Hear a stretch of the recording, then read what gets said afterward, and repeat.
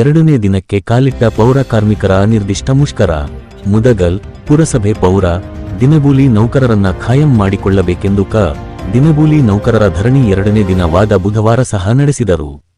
ಈ ಸಂದರ್ಭದಲ್ಲಿ ಮಾತನಾಡಿದ ಪೌರ ಕಾರ್ಮಿಕರಾದ ಸುರೇಶ್ ಮಾತನಾಡಿದರು. ರಾಜ್ಯಾದ್ಯಂತ ಅನಿರ್ದಿಷ್ಟ ಮುಷ್ಕರ ಹಮ್ಮಿಕೊಂಡಿದ್ದಾರೆ. ರಾಜ್ಯ ಸಂಘದ ಆದೇಶದಂತೆ ಮುದಗಲ್ ಪುರಸಭೆ ಮುಂದೆ ಪೌರ ದಿನಗೂಲಿಗಳು, ನೀರು ಸರಬರಾಜು ಸಿಬ್ಬಂದಿ, ಹೊರಗುತ್ತಿಗೆ ವಾಹನ ಚಾಲಕರು ಮತ್ತು ವ್ಯವಸ್ಥಾಪಕರು, ರಾಜ್ಯದ ಎಲ್ಲಾ ನಗರ ಸ್ಥಳೀಯ ಸಂಸ್ಥೆ ನೌಕರರನ್ನು ರಾಜ್ಯ ಸರ್ಕಾರಿ ನೌಕರರೆಂದು ಪರಿಗಣಿಸಿ ಜ್ಯೋತಿ ಸಂಜೀವಿನಿ ಕೆಜಿಐಡಿ ಸೇರಿದಂತೆ ಸಕ 9 ರಿ ನೌಕರ ಪಡೆಯುವ ಎಲ್ಲಾ ಸೌಲಭ್ಯಗಳನ್ನು ನೀಡಬೇಕು.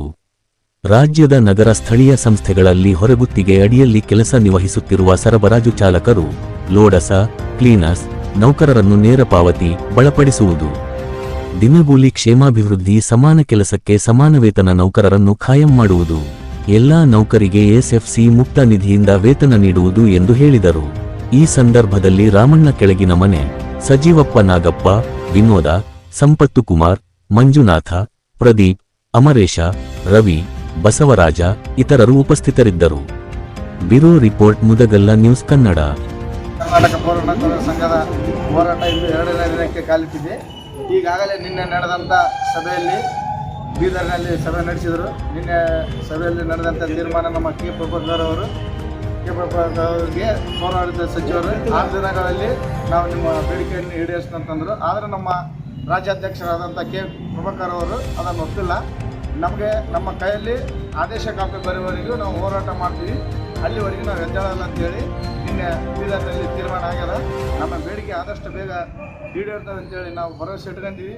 ಇನ್ನು ಮುಂದಿನ ದಿನಮಾನಗಳಲ್ಲಿ ಈ ಹೋರಾಟ ಹೋರಾಟಕ್ಕೆ ಹೋಗುವ ಸಂಭವನೆ ಇದೆ. ಅದಕ್ಕಾಗಿ ನಮ್ಮ ರಾಜ್ಯ ಅಧ್ಯಕ್ಷರಾದಂಥ ಕೆ ಪ್ರಭಾಕರ್ ಅವರು ಮಾಡೋಣ. ಮುಂದಿನ ದಿನಮಾನಗಳಲ್ಲಿ ಇದಕ್ಕೆ ಒಪ್ಪಿಲ್ಲ ಅಂದ್ರೂ ಮುಂದೆ ನಾವು ಹೋರಾಟದ ಪ್ರತಿಕ್ರಿಯೆಗಳನ್ನು ಬೇರೆ ಬೇರೆ ಹಂತವಾಗಿ ಮಾಡೋಣ ಅಂತೇಳಿ ನಿನ್ನೆ ತೀರ್ಮಾನ ಆಗೈತಿ ಬೀದರ್ನಲ್ಲಿ. ಅದೇ ಹಂತವಾಗಿ ಇಂದು 2ನೇ ದಿನಕ್ಕೆ ಕಾಲಿಟ್ಟಿದೆ ನಮ್ಮ ಪೌರ ನೌಕರರ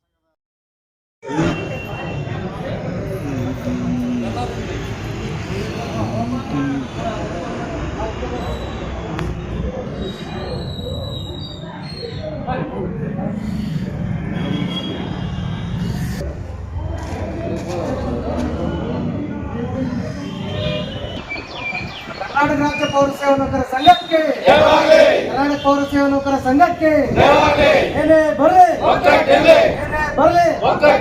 ನಮ್ಮ ಬೇಡಿಕೆಗಳು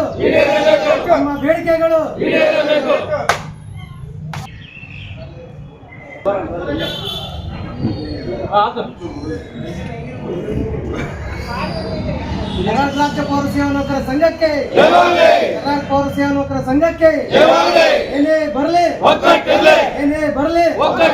ನಮ್ಮ ಬೇಡಿಕೆಗಳು